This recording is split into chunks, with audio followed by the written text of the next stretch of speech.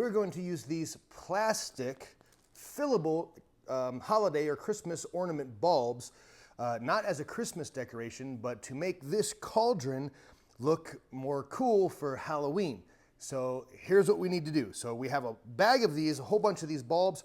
What I'm going to do is unwrap. These are individually wrapped, by the way. That's how they come, this brand. And you need to remove that metal piece, and that's trash. And this is what you're gonna save, because these will become the little bubbles that are overflowing inside of the cauldron. So I'm gonna unwrap all these first so that they're ready to go.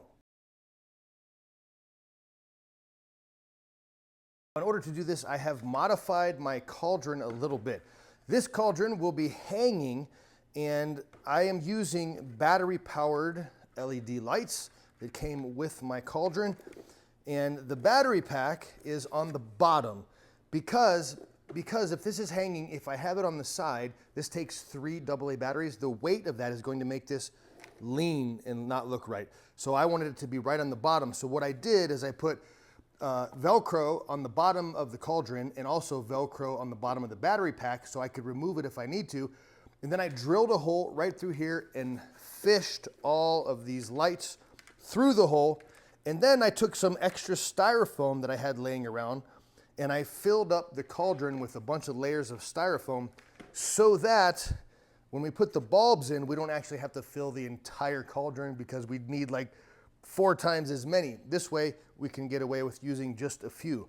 We're also going to be using my handy little glue gun for this project. And what I'm going to start by doing is glue the lights down inside to the styrofoam and the inside of the cauldron so that it's evenly spread. And then once it's there, I don't have to worry about the lights moving around. So I'm going to just put some little dots of glue to strategically place these in different spots with my trusty glue gun. All right, now I have the lights evenly spread out in the cauldron with a little spots of glue. I'm gonna light this up so you can hopefully see how it looks right now. There we go. So I have it spread out pretty even.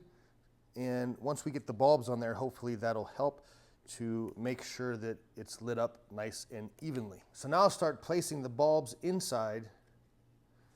And I'm gonna just get an entire layer on the top here before using any glue or anything like that. And I'm putting this open side down because that's not the part I really want to be seeing. I just want to see this as though there's a whole bunch of bubbles happening here.